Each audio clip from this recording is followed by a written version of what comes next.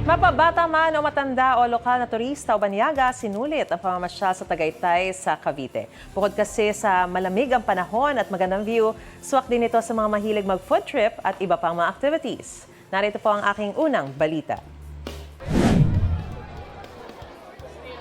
Dahil malapit-lapit sa Metro Manila, paboritong pasyalan ng mga pamilya at magkakabarkada ang Tagaytay. Halos lahat papunta sa mga sikat na pasyalan dito. Sa isang bahagi ng Tagaytay-Calamba Road, may kinukumpuni pa sa kalsada, kaya nakadagdag pa sa pagbigat ng traffic, lalo't isang lane na lang ang nagagamit.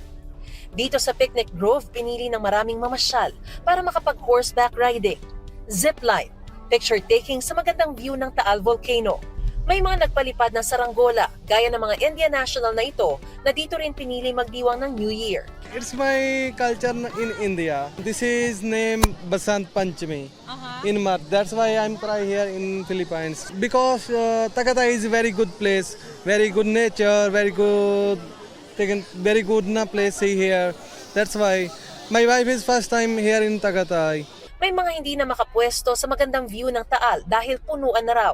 Para-paraan para makapag-picnic. Ang pamilyang ito na galing pa raw sa Camarines Norte ang iba, sa parking area naglatag ng picnic mat at nagsalo-salo. Gutom na po kami. Gutom na po kami. Sobrang layo ng biyahe.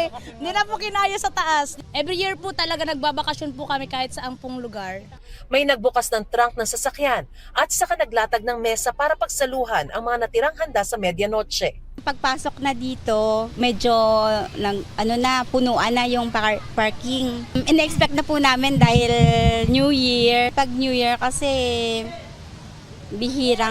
actually pag may mga okasyon, masaya talaga na kompleto ang pamilya. Tapos yung build ng memories. Labis naman daw ang saya ng pamilyang ito na napagsama-sama ang magkakapatid at tiyahing puro mga senior citizen na. Hindi iwasan po namin ang mga usok sa Maynila, init, at gusto namin magsaya dito dahil sa malamig. Si Lola po mahilig mamasyal. Kahit 95 years old na siya, ito naman, bulag siya. Ay masaya din siya kahit bulag basta nakakarinig. Si Lolo, kapatid ko rin siya. Ngayon, sabi niya, kung saan kayo masaya, yun din ako. Pati mga fur babies kasama naman sa pamamasyal ng iba. Nakaluwag-luwag ng schedule sa trabaho kaya mas napili namin dito para relax, makasagap ng sariwang hangin. Mahalaga po ma'am kasi kawawa din naman pag may iwan siya. Umiiyak. Tagaytay outfit niya, binili talaga namin pang Tagaytay. Maganda na yung view tapos malapit lang, masarap yung hangin, tapos pwede yung dog. Pwede naman siya isama. Mahalaga po kasi nagwo-worry din po pag wala siyang kasama sa bahay. Part na ng family yan eh. Ito ang unang balita. Mariz Umali para sa GMA Integrated News. Gusto mo bang mauna sa mga balita?